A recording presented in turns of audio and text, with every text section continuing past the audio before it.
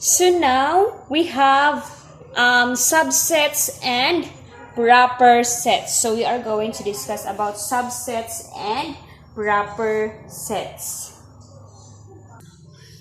Okay, consider our given sets.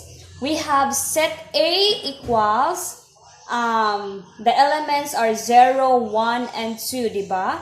Then the set B, the elements are 0, 1, 2, 3, and 4. Okay. So if all the elements of A are found in B, then we say A is a subset of B. Okay? So A is a subset of B. Okay. Ngano gani nga A is a subset of B? Kanus gani ta makaingon nga subset siya? If all the elements of A naa ni B, so subset siya. Again, subset means naa ang elements ni A tanan. Okay? Then, natay symbol pod nga A, mao ni ato ang symbol for a subset. Kana ha? Symbol for a subset. A is a subset of B. Okay? Mao na ato ang symbol. Again, if all the elements of A is found in the elements of set B, that is a subset. A is a subset of B, or kani siya nga symbol you can use. This is the symbol of subset. Okay? Because 0, 1, and 2, diba si 0, 1, and 2, kay naa ni set B. That's why subset siya. Okay? Grade 7. Ayaw kalibog. Subset siya if ang tanang elements niya naa sa ikaduha nga set. So, ang A kay subset siya ni B, kay ang elements ni A nga 0, 1, and 2 naa man ni B. Diba? 0, 1, and 2. So, A is a subset of B. Okay. Okay. Another set we have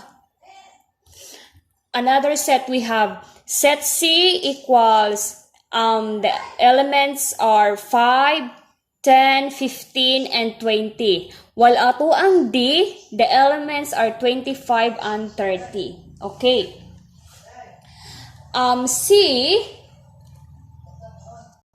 So si D, ang elements ni D, naa ba ni C? Wala. Diba si 25, walay 25 ni C. Si 30, walay 25.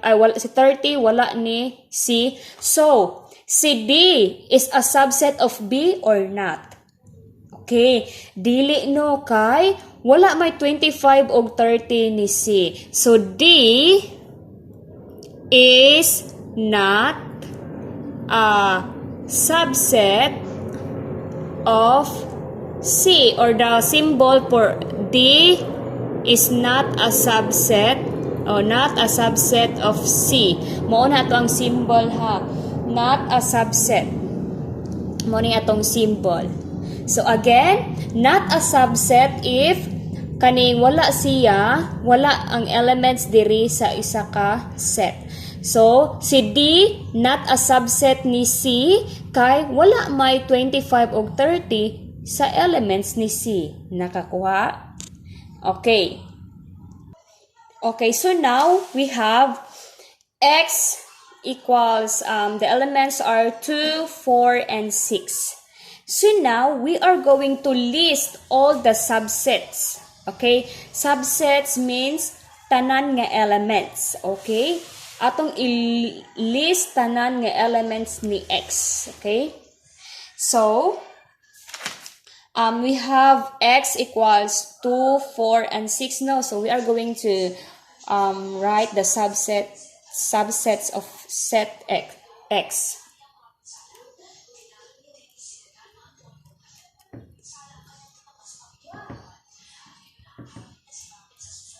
Okay, subset of set X are. Okay.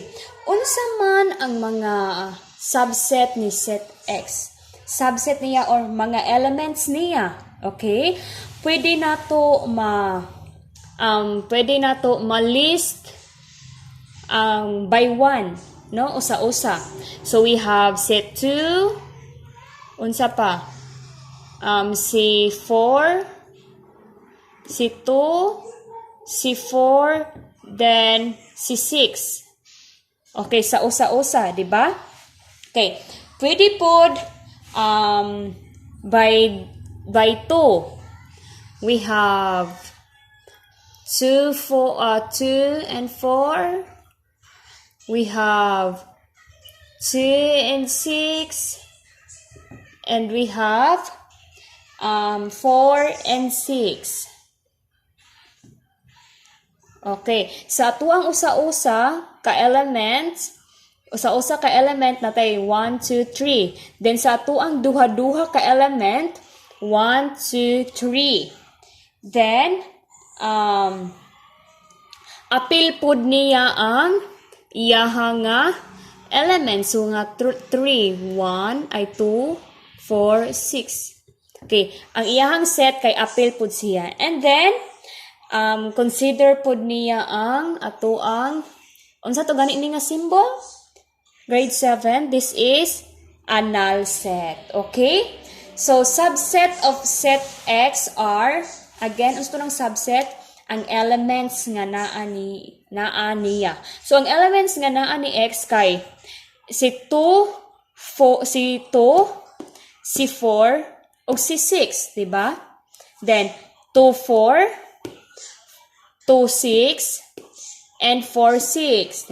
Then, say 2, 4, and 6. And the null set or empty set means wala siya'y sulod. Empty set. Included ang empty set sa ato nga subset. Then, for us to identify kung pila ka buok number or pila ka number of elements in the set, kay pwede na to siya ma-check. The formula anak niya kay 2n. Again, the formula to find kung pila ka book subsets nato, di ba? These are our subset. Mo nitong subset nato. The subset of set X mao ni sila.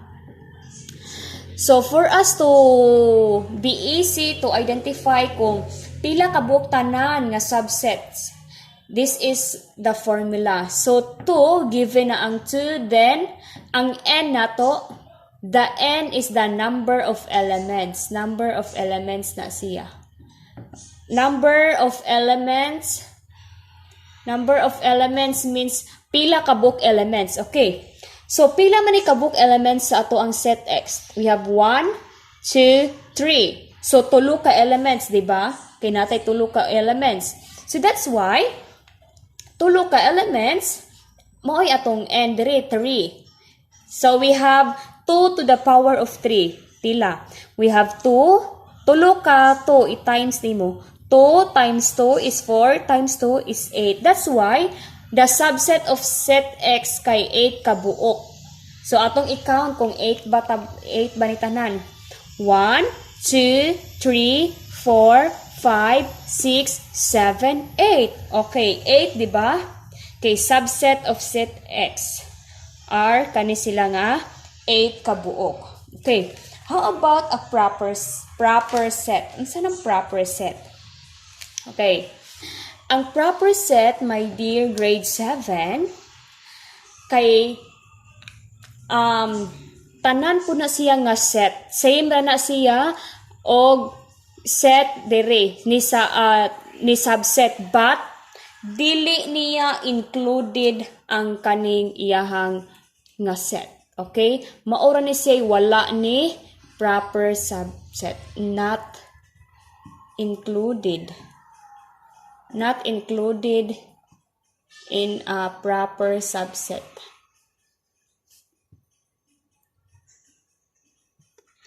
Okay, again, grade 7. Ang set kay tanan niya, ang subset kay tanan niya. So apil na po ang kaniya nga given. While ang proper sets or proper subset dili included ang given nga set. Okay, mo rin nakalahi niya. So kung ang subset nato na ay 8 ka element, 8 ka subsets, ato apod nga proper set kay only 7 lang kay wala man ni siya labot. Okay? Okay, so we have here set G. Ang set G na to kay the elements are A, B, C, and D. Okay, so now we are going to list its subset. Okay, list the subset. Okay, i-list na to ang subsets the subsets of G. Okay, the set G. Okay, so number one we have the no elements. So atong i-list diri ang subsets of G nga no element. So no element means ano to ang no element dato means the null set. Mao ni siya ang symbol, di ba? Null set means no element. Okay. How about the one element? Usa ka element niya. Okay, i-write nato ang iyahang element tanan nga tag-usa-usa. We have element A, we have element B, we have element C, and we have element D. Okay, the element D. Next, we have two elements. Okay. Next, we have two elements. Okay, atong i-list ang two elements nato dire. We have AB, we have AC, we have AD, then we have BC, we have BD, then we have CD. Okay? Sa tagduha na niya ka elements. Next, arita sa iyahang tag 3 ka elements. Sa tag 3 ka elements, we have A, B, C. Then we have A, C, D. Then we have B, C, D,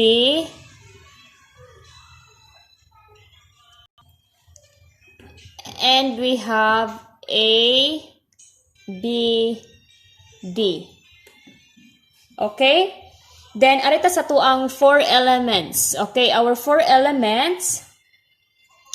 Pila ka mo katong 4 elements? Usara, di ba? We have A, B, C, and D. More na itong 4 elements, di ba? Okay. Then, the total number of subsets of of G.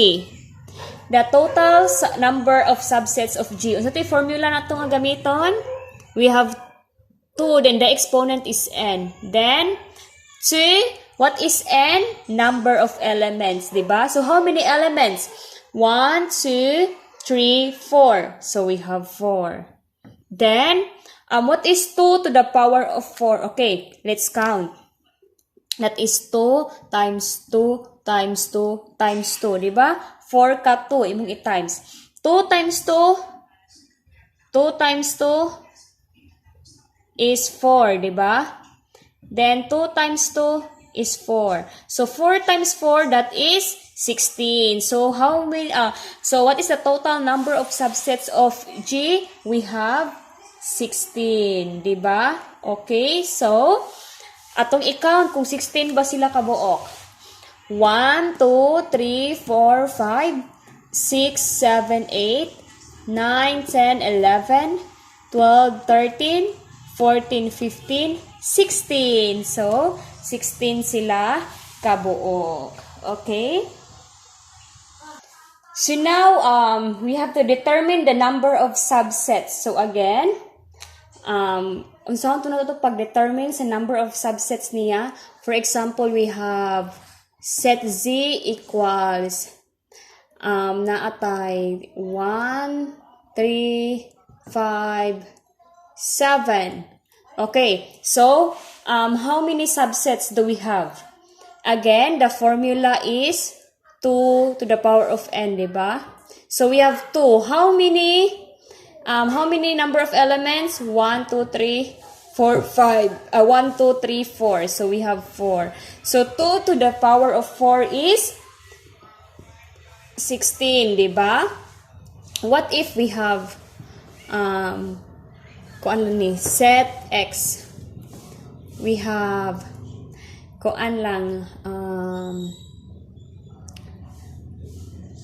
lion and tiger.